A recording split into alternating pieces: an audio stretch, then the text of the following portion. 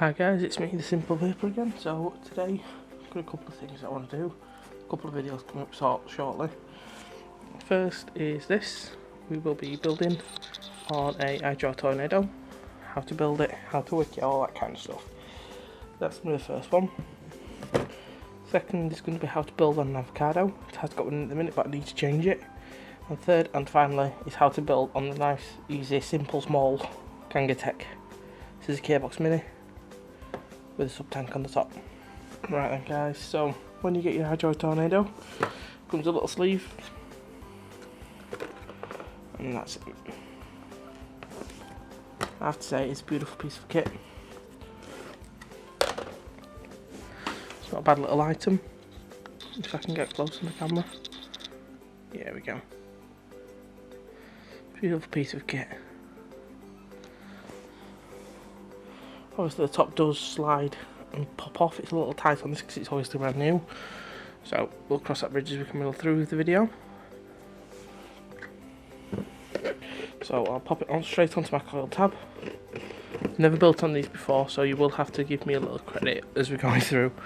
This is going to be a bit of a learning curve for me. I bought it the other day, never really had a chance yet to build on it. So I'm just going to sort my camera out as well. I'm going to zoom right in on the deck. I think that's about clear. So, come on the deck. And we'll remove the glass and the top. Don't need any of that yet. This is a floating deck, which makes building a lot easier because you can hold it, pop your coils in, wick it up, and then drop it all in at once it's done. So that's what we'll be doing as we're going through. So if you want to know how to build, go to my previous video, the simple coil build. For this one I'm just going to be using some 0.4 claptons. Got these off of GearBest. They're really cheap, but they're good.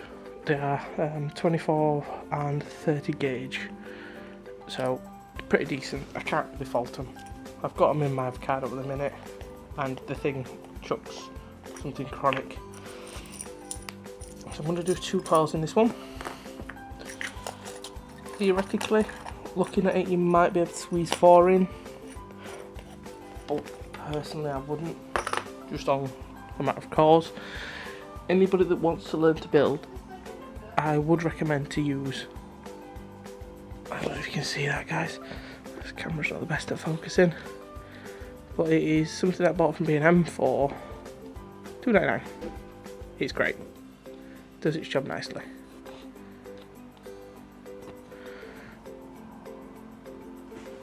Okay.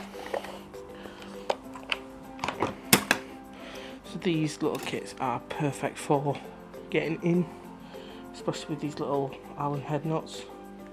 They're pretty much perfect for what we want, and they are cheap. There we go. So as with any build, loosen off so you can get your wires in. That's already been done for me. Okay. So there we go, nice and loose. So we're going to pop his coils in now. Now these coils, you can probably see, the legs are very, very tight, so we will have to edit them slightly with the help of my coil kit. And I always open it upside down so the jigs fall over. So for this, I want some pliers, some ceramic tweezers. I'll also have my wire snips and a pair of slightly crimped tweezers as well for wicking. So now for the fun part. We'll be a little bit closer. Should be able to see all of this I'm going through now.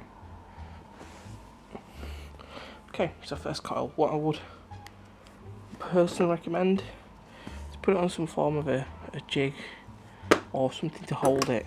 I mean, I've used tweezers in the past, just anything realistically to hold it in place. Once you've done that, you want to try and just edit the legs slightly. And yes, these are claptons, so you've got to be slightly careful because I don't want to pull them apart. But if I drop it, just to try and get them to fit a little better. I know the lighting's not particularly great, but I'll have to persevere with this one.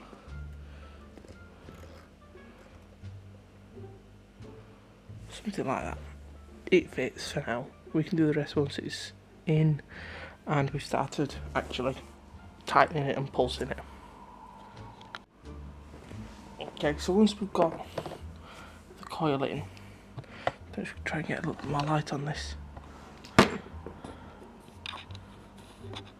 There we go. Once we've got the coil in some rough form of position, what I would recommend doing, because you've got the one in, is try and position it over the air hole, which is a given. Obviously you want more air coming through the coil, and then tighten the leg up. You may have to push it in because it will distort the legs as you tighten it up. It just does. Flip it round, same with the other side, like that. So it's in.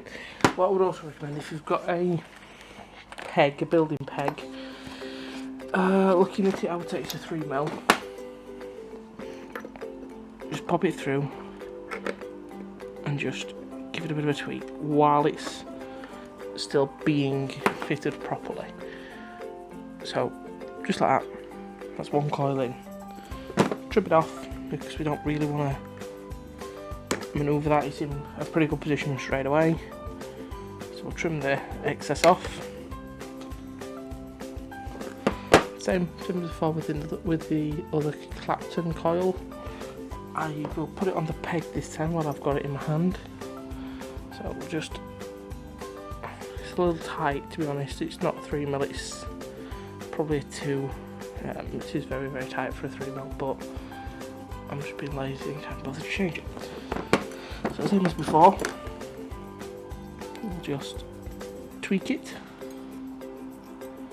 I know there's probably people out there who've done the builds before who are pretty much screaming at the screen right now because I'm essentially ruining a very, very well built coil, but it's the only way you're really going to get it to fit on this machine.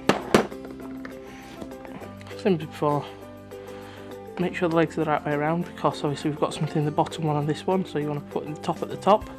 For obvious reasons, it just makes it fit better. If you're going to try and squeeze a 4 coil in here, obviously you have 2 on the top, 2 on the bottom, either side.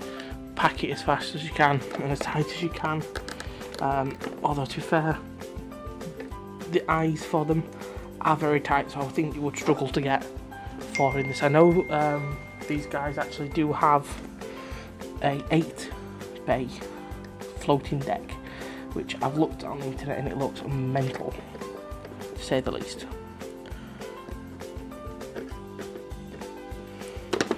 This one, if it does this, you can't quite get it, so it's handy to have a pair of pliers just to pull on the back of it, push it with your finger and then tighten it up, especially if you can't push it back normally. Okay, so now we've got it in, I will just trim these legs off on the second coil.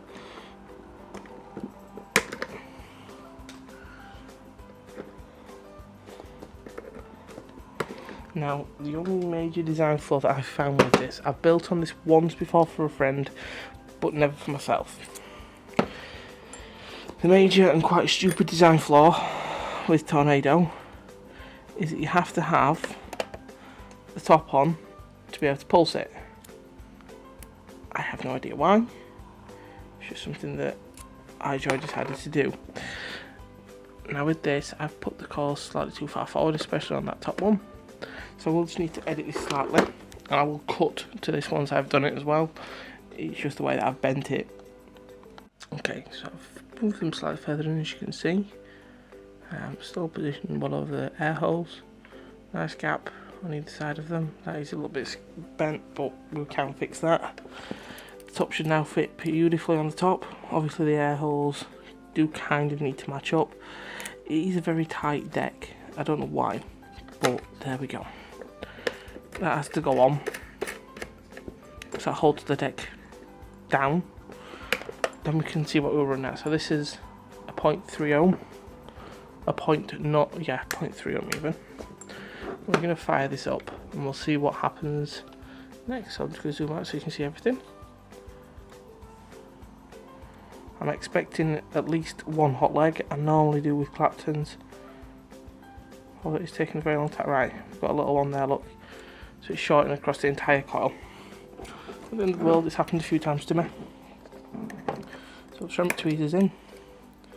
What I generally try to do is just pry a couple of the coils apart. That generally will fix most of the problems. There we go, look. We've got a nice ramp up. We've got one over there shorting out across the lot. So again, we'll just pull these apart. Just like so. We'll put it again. And I think that is it. But I'm a perfectionist, so I do like them to be equal. So I've probably made myself some more problems there. Although to be fair, it looks very good. So no massive shorts across anything. They're still in the right position. We're still pulling 0.31 ohms. Now, word of advice, I found this out the hard way. Leave that ring to cool down before you take it off. You need to take it off to wick it up. You just do. Leave it to cool down. You will regret it. So, it's times like this. I put the kettle on and have a fag or a puff on my RX and leave that to cool down for a bit. See you on a bit, guys.